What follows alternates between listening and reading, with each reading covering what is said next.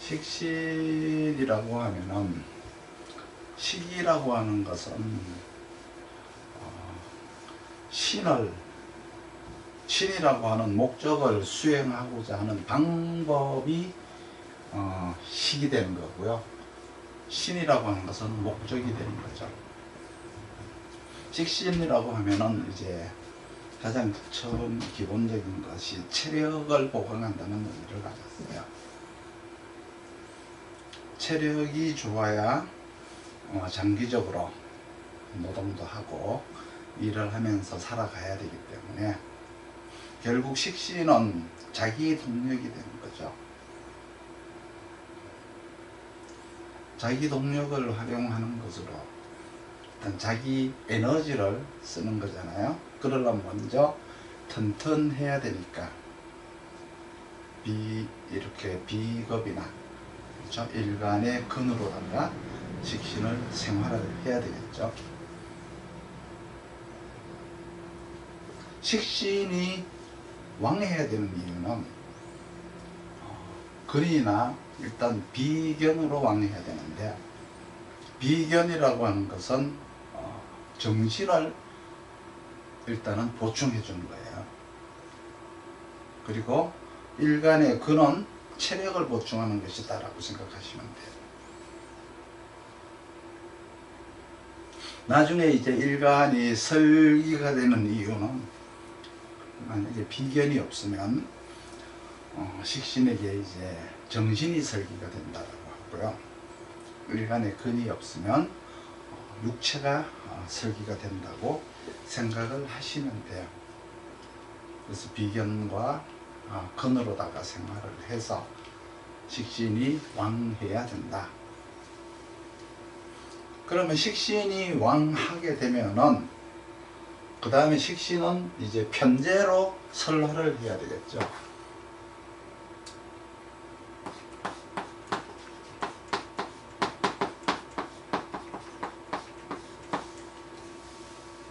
그래야 자기 능력을 발휘하는 거예요. 식신이 보충이 되어서 왕해지려고 하면은 근이나 비견으로 왕해야 되고, 근으로 왕하다는 것은 그 사람의 체력과 끈기를 말하는 것이고, 비견으로 왕하다라고 하는 것은 그 사람의 정신적 동력이 되는 거라고 이해를 하시고, 그러면 결국은 이제 근이라고 하는 체력이라고 하는 것, 끈기라고 하는 것은 이제 무에 속하는 거고요. 비견의 정신적 동력이라고 하는 것은 문에 속한다라고 해서 문무를 겸한 것이 되죠. 비견도 있고 일간의 근이 튼튼하면은 문무를 겸한다. 그래서 문은 비견에서 나오고 무는 근에서 온다, 이렇게 생각하십니다. 이거는 용어 자체가 이제 옛날 용어인데, 이렇게 문무를 겸비한다라고 하는 것은 항상 유사시를 대비한다는 거예요. 유사시라고 하는 것은 평상시의 정반대 말이죠. 어떤 상황 변화가 생겼을 때 그때를 대비해서 항상 이렇게 비견과 일간의 근으로 대비를 한다, 이런 의미세요. 이것이 이제 식신이 왕과 세가 되는 거예요. 그러니까 식신은 먼저 왕해야 되겠죠. 그리고 나서 그 왕한 것을 설해야 돼요. 그러면 이제 이 식신이 가장 꺼려하는 게 뭐냐 그러면, 식신이 가장 꺼려하는 거는 바로 편인이에요. 편인을 아주 꺼려하죠. 원래 식신이라고 하는 것은 현실적으로 자기가 먹은 마음이 아닌 자기가 현실에 적합한 문물을 겸한 거 말고 이상세계에서 들어온 현실적이지 않는 비현실적인 걸 꺼린다는 뜻이죠. 그래서 식신이 편인에게 상극을 당해서 약하게 되는 거를 식신이 가장 싫어한다는 거예요. 편인의 이상주의적 사고방식을 식신이 싫어하는 거예요. 항상 식신이라고 하는 것은 현실적인 것을 추구한다는 의미가 이게 들어있죠. 그러니까 편인이 오는 순간 현실적인 걸 버리고 이상주의적 사고방식에 빠져들게 돼요. 식신이라고 하는 것은 현실을 추구하니까 과거에 집착하지 않고 항상 뭐예요? 미래로 전진한다는 것이 식신이 가진 특성인 거죠. 그런데 편인이 그러한 식신의 근원을 차단을 하려고 하기 때문에 식신은 그걸 싫어하는 거예요. 편인은. 그러면 식신이 이 편인을 막기 위해서는 편인의 근원이 되는, 편인을 생겨주는 편관을 제해야 돼요. 편관이라고 하는 것은 뭐죠? 편관이라고 하는 것은 무언가 모를 공포심이나 뭐 이런 것들을 편관이 불러와요. 그래서 편관을 제해서 그런 어떤 불안의식, 공포의식 이러한 것들을 미리미리 차단을 해야 돼요. 그래서 식신은 편인의 이 상극을 꺼림으로 미리 살을 제하게 돼요. 그래서 식신에게 살이라고 하는 것은 편인이 만들어 놓은 이상세계를 제하는 행위와 같다. 그래서 철저하게 식신은 현실세계를 추구한다는 것이죠. 그래서 식신격이라고 하는 것은 이런 방식으로 상생상극을 하는 거예요. 그래야 모든 식신에 대한 이미지가 연출이 돼요. 이 말 속에는 편인이라고 하는 이상세계를 꺼리고 현실세계를 철저하게 추구한다. 식신은 편인이 만들어 놓은 이상세계 속으로는 절대로 내가 들어가지 않겠다는 뜻이죠. 그렇기 때문에 식신격, 식신이 왕한 사람은 항상 현실세계 속에, 현실 속에 자기 정신이 있어요. 그러니까 편인이라고 하는 이상세계적 사고방식을 굉장히 싫어하니까 살을 제하게 된다. 이 살이라고 하는 두려움, 살이라고 하는 걱정에서 나오는 것보다는 현실적 생각, 현실 참여정신 이런 것들을 일으켜주는 식신이 되어야 된다는 거죠. 그러니까 식신과 편인은 어떻게? 굉장히 대조적이죠. 그래서 식신이 제일 싫어하는 것은 편인이고, 편인이 제일 싫어하는 것은 뭘까요? 편인이 제일 싫어하는 것은 편제를 싫어해요.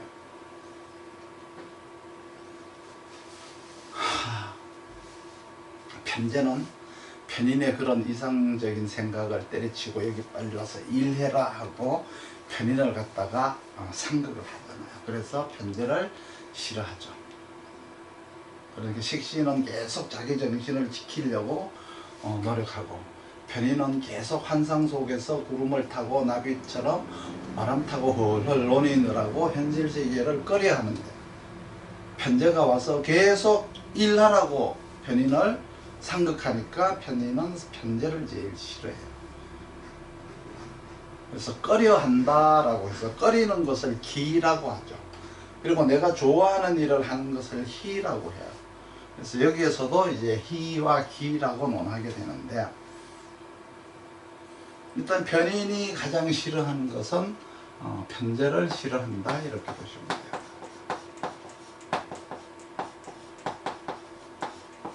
편제를 싫어한다. 그럼 다시 한번 정리를 해보면은 식신에 대해서, 식신은 일간의 근이나 비견으로 왕해야 되고, 그리고 나서 편관을 제해야 되니까 식신은 강해야 돼요. 그러니까 식신은 뭐예요?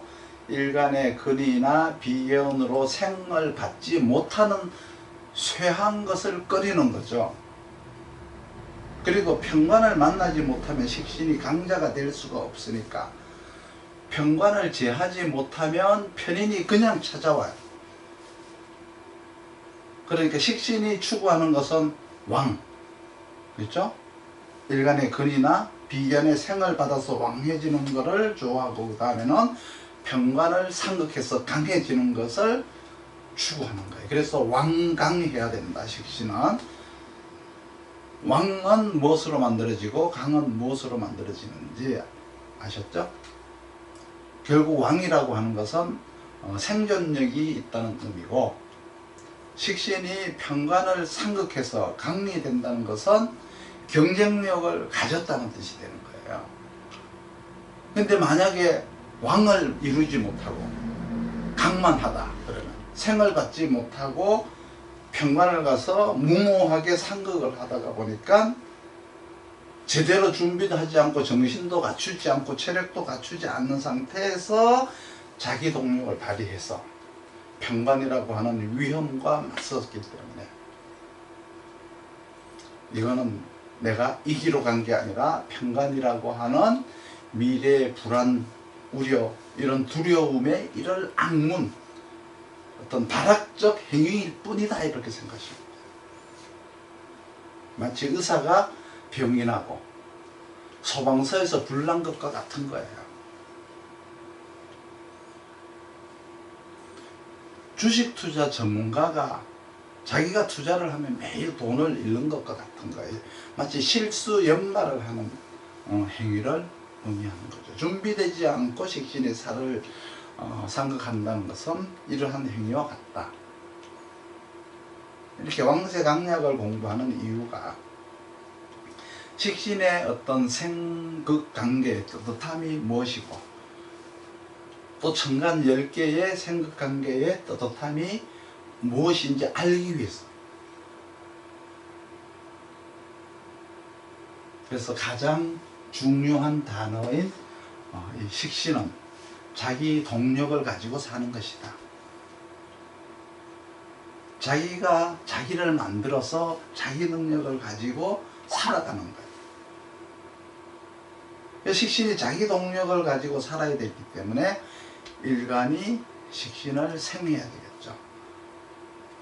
그래서 근황과 비견을 가지고 있어야 문무를 겸하게 되는 거예요. 그리고 나서 편재를 설화를 해야만이 자기 동력을 가지고 세상에 나가서 생존 활동을 하는 거죠. 이렇게 문무를 겸비한다는 것은 유사시를 대비한다라는 의미가 들어있어요. 그런데 만약에 편인에게 그걸 당하면 약해진다. 그래서 식신이 가장 편인을 꺼려한다. 그러면 자기 동력으로 살지 못하고 두려움에 떨게 되니까 살을 반드시 제해야죠. 그래서 식신이 만나야 되는 세 가지가 있어요. 근이 반드시 있어야 되겠죠, 일간이. 그리고 편재가 있어야 돼요. 자기 동력을 쓸 수 있는 편재가 있어야 되고, 두려움을 제거하는 살을 만나야 되고. 그러면 만나지 말아야 될 것은 무군하면 안 되겠죠. 일간이 무군해서 식신을 생하지 못하면 안 돼요. 그리고 편인을 만나서 상극을 당하면 안 돼요. 그리고 비견이 없으면 안 되죠. 그러니까 식신이 가장 꺼려하는 거는 무군한 걸 꺼려하고 편인을 꺼려하고 비견이 없는 거를 꺼려하는 거예요.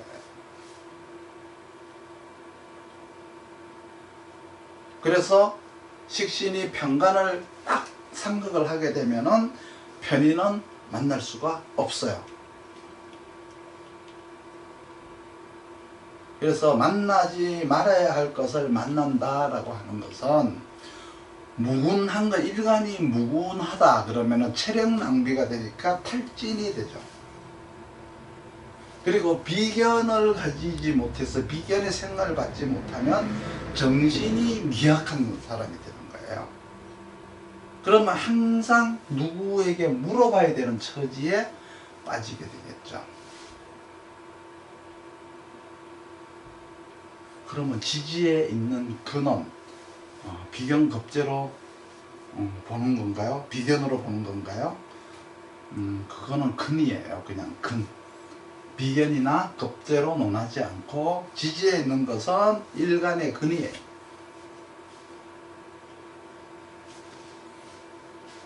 우리가 육신 공부를 하는데 불문율이라는 게 있는데 비견급제는 격으로 잡지 않죠.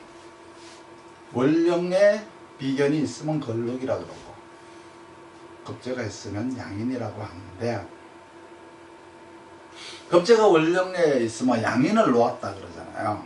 그런데 양인을 놓았는데 양인이 되지 못하는 까닭이 있고요. 원령에다가 비견을 놓았는데 비견을 놓았으면 걸록인데 걸록이 되지 못하는 까닭이 있어요. 걸록인데 걸록격 하지 못하는 까닭은 비견이 정관에 올라가 있기 때문에 그래요. 그러면 걸록이라 그러지 않고 비견이라 그래요.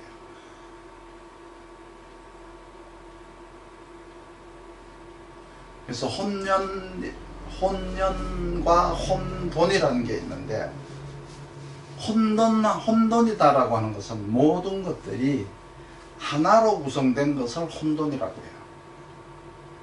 우리가 생각하기에 흔히 여러 개로 막 이렇게 흩어져 있는 것이 혼돈이라고 생각을 하겠지만, 하나로 구성된 것을 혼돈이라고 해요. 여러 개로 구성된 것은 혼연일체라고 하죠. 혼연일체라고 하는 것은 곧 하늘의 뜻인 원초의 혼돈과 같다라고 생각하시면 돼요. 혼돈을 처음에 뭐라고 했죠? 하나의 기운이 있었다. 원기라고 하잖아요. 처음의 기운, 하나의 기운이 있었다. 원기라고 하는 것은 바로 하나의 기운, 일기가 되는 거예요. 일기. 그렇죠? 그러면 이 일기라고 하는 것은 하나이니까, 자연 그대로이니까 이거를 도라고 한다. 도라고 한다. 그러면 간목이 가령 인월에 근을 했다. 그러면 걸록이죠. 근데 비견이 걸록인 까닭은, 비견이 걸록인 까닭은 국가나 조직에서 내부 법규나 어떤 질서를 만들어 놓고 여기에 동참합시다 라고 요구를 할 때 동참합니다, 동의합니다, 충성합니다, 서약합니다 이렇게 조직에 동의를 하는 것들이 양인이고 걸록이에요. 그 중에서 외부의 적이나 경쟁자들을 방어할 때 동참합니다, 동의합니다 하면은 그거는 양인이고, 내부에 있는 규칙과 내부에 있는 규제, 내부에 있는 법규를 잘 지킵시다에 동의하는 것은 비견이죠. 걸록이죠. 걸록.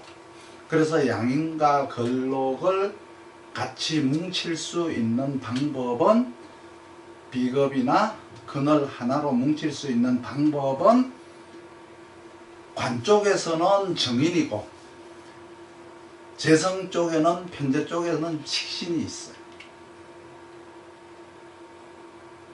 그러니까 비겁이나 근에 있는 모든 것들은 정인의 뜻을 받드는 걸로 쓰거나 모두 식신을 생화하는 것으로 쓰인다는 뜻이죠.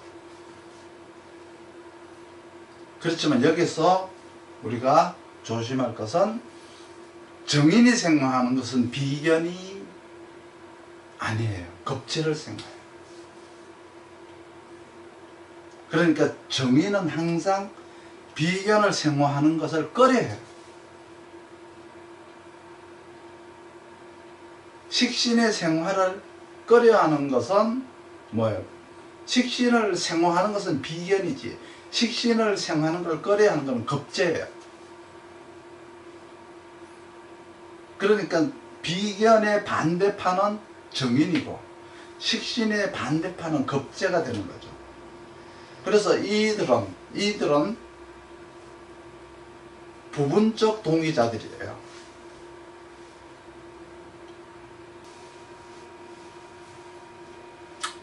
그러니 양인이나 걸록은 하나로 뭉쳐져 있으니까 비견이 걸록인 까닭, 그리고 걸록이 되지 못하는 까닭은 천간에 비견이 투간이 되었을 때,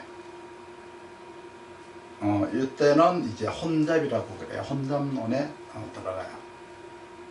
혼돈이라고 하는 것은 하나에서, 혼잡이란 여러 개로,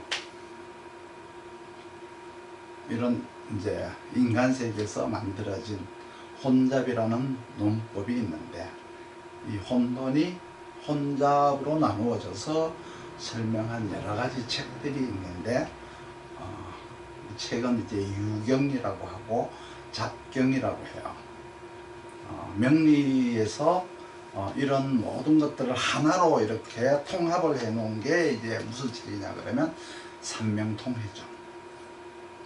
그래서 춘추에서는 뭐라고 말했고, 해남자에서는 뭐라고 했고, 오행대의에서는 이제 뭐라고 말했다라고 하는 것들을 전부 다 하나로 이렇게 모아놨고, 이제 그걸 통회라고 했어요. 통하는 것끼리 모아놨다라고 해서 삼명통회라 하는데, 이 삼명통회를 읽으면은 한꺼번에 많은 책들을 읽는 효과가 있지만은, 이 삼명통회만 읽고 다른 걸 읽지 않으면은 마치 부분 절취를 한 것처럼 전체를 보지 않고 하나의 부분만 보는 것과 같기 때문에, 그렇지만 일단은 이런 논법을 알려면은 일단은 삼명통회를 읽어는 봐야 돼요. 그렇지만 처음서부터 삼명통회를 보시게 되면 아마 석 줄도 못 보고 포기하시게 될 거예요. 어느 정도 명리가 이제 숙달이 된 이후에, 고급자 과정을 끝난 이후에 아마 보셔야 이해가 될 거예요. 그런데 이제 이 민국 시대라고 해서 이제 지금 얼마 전에 나온 책들은 그거는 고전이 아니에요. 이거는 그 책은 그대로 믿으시면 안 돼요. 대략적으로 설명하면은 이제 이와 같은 내용들인데, 근이라고 하는 것은 통일된 것이 있고 통일이 안 된 것이 있다. 통일이 되는 순간 비견겁제라고 하지 않고 근이라고 하는 게 현명한 방법인데, 근이라고 하는 것은 식신을 생해서 효과를 거둘 수도 있고 상관을 생해서 불이한 짓을 할 수도 있다. 왜냐하면은 식신은 자기에게 미치는 역할을 말하는 거예요. 상관이라고 하는 것은 타인에게 미치는 영향을 말하죠. 아무리 근이 식신이나 상관을 생한다고 하더라도 남에게 어떤 역할을 미치는 상관은 불이한 짓을 저지른다라고 하고요. 식신은 자기가 자기 자신에게 저지른 일을 하니까 유익한 일을 저지른다고 하죠. 자기가 자기에게 불이한 일은 하진 않을 거 아니에요. 그래서 때로는 근이 이렇게 인성이라고 하는 아주 광폭한 세계, 아주 폭력적인 세계를 말하는 것보다가 인성이 상대를 무시하거나 째려보거나 비하시키는 세계관을 가지고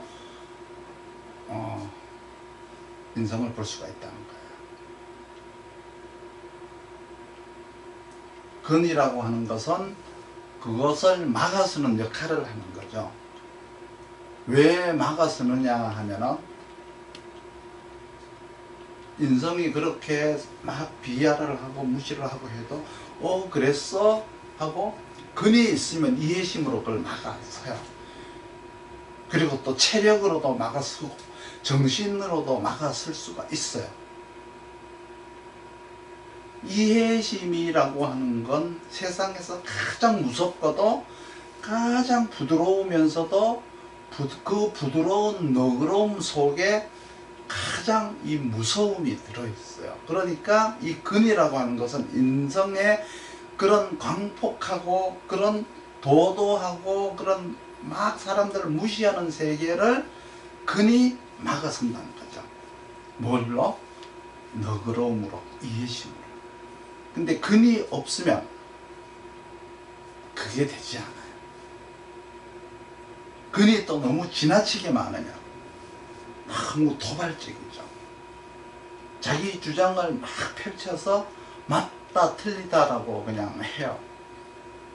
동양 철학에서 맞다 틀리다라는 말은 없어요. 차별이 없고 구분이 없고 피차가 없어요. 다 자기들이 만들어 놓은 거지 그 말은 맞다 그 말은 틀리다라는 것은 없다는 거죠. 그런 존재론이 아직 정착되지 않았어요. 존재란 이런 것이다 라고 하는 정의가 없으니까 맞다 틀리다 할 수가 없는 거죠. 이렇게 애매모호한 것 같지만은 이렇게 맞다 틀리다로 규정되어 있는 세상의 말을 비꼬는 말이라고 생각하시면 돼요. 인성의 어떤 광폭함을 막아설 수도 있고, 인성이 있는 자들은 거꾸로 얘기하면 인성은 너그럽고 인성은 굉장히 순수한 것 같지만 상당히 미치광이처럼 날뛰는 것도 인성인 거예요.